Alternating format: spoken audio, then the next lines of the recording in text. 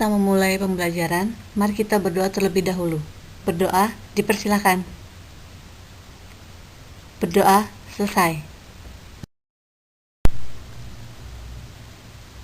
Bab 10.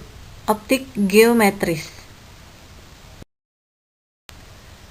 Jika pertemuan sebelumnya kita telah membahas tentang pemantulan cahaya pada cermin lengkung, maka pertemuan terakhir ini kita akan membahas alat-alat optik berupa mata dan lup. Yang akan kita bahas pertama yaitu alat optik mata.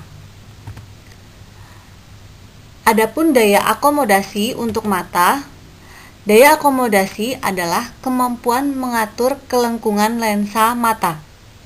Daya akomodasi ada dua.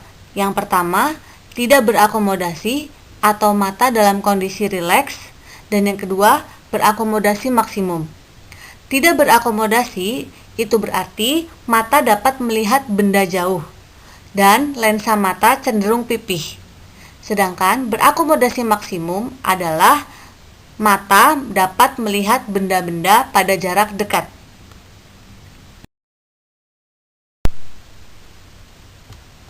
Selanjutnya, titik dekat dan titik jauh mata. Titik dekat mata atau punctum proximum disingkat PP adalah kemampuan melihat benda pada jarak dekat.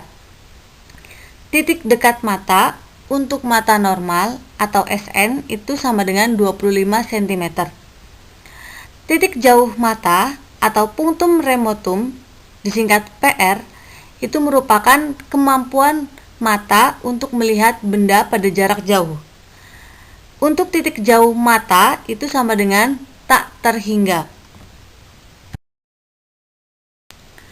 Selanjutnya saya akan menjelaskan rentang jarak melihat benda dari mata normal hingga mata tua.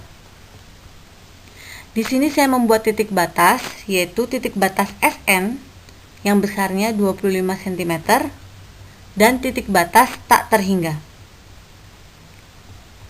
Yang pertama yaitu mata normal. Rentang jarak melihat benda untuk mata normal yaitu dari titik SN hingga titik tak terhingga. Kemudian, yang kedua yaitu miopi atau rabun jauh. Rentang jarak melihat benda untuk miopi yaitu dari titik kurang dari SN sampai kurang dari tak hingga. Untuk miopi membutuhkan lensa negatif. Dan untuk menghitung kekuatan lensanya atau P sama dengan minus 100 per PR atau F sama dengan minus PR. Yang ketiga, hipermetropi. Rentang jarak melihat benda untuk hipermetropi yaitu dari titik lebih dari SN sampai lebih dari tak terhingga. Hipermetropi ini membutuhkan lensa positif, sehingga untuk menghitung kekuatan lensanya yaitu 100 per SN minus 100 per PP atau F sama dengan 100 per P. Dan yang terakhir, mata tua.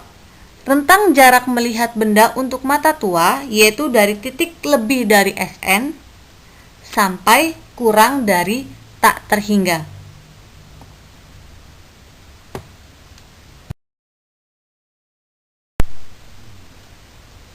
Selanjutnya yang akan saya bahas yaitu tentang lup. Bayangan yang dihasilkan lup yaitu maya, tegak, dan diperbesar.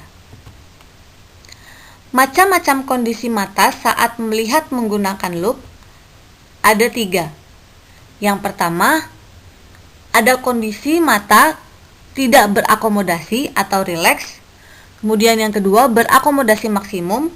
Dan yang ketiga, berakomodasi pada jarak tertentu. Untuk tiap-tiap kondisi mata, maka setiap rumusnya juga akan berbeda. Mari kita lihat satu persatu. Untuk kondisi tidak berakomodasi atau rileks, bayangan terletak di titik jauh mata.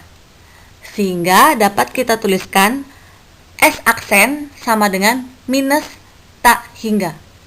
Maka rumus yang dapat digunakan adalah 1 per F sama dengan 1 per S ditambah 1 per minus tak hingga, atau 1 per F sama dengan 1 per S.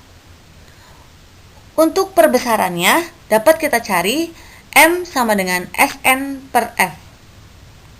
Selanjutnya, kondisi yang kedua yaitu berakomodasi maksimum.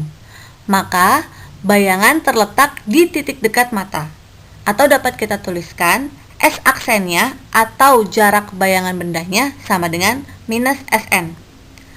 Rumus yang dapat kita gunakan yaitu 1 per F sama dengan 1 per S ditambah 1 per S aksen. Karena tadi S aksennya sama dengan minus Sn, maka dapat kita tuliskan 1 per F sama dengan 1 per S minus 1 per Sn. Kemudian untuk mencari perbesarannya, M sama dengan Sn per F ditambah 1. Untuk kondisi yang ketiga, yaitu berakomodasi pada jarak tertentu. Bayangannya terletak di titik X atau di titik tertentu, maka jarak bayangannya atau S aksen sama dengan minus X. Maka rumus yang dapat digunakan adalah 1 per F sama dengan 1 per S minus 1 per X. Dan untuk mencari perbesarannya, M sama dengan Sn per F ditambah Sn per X.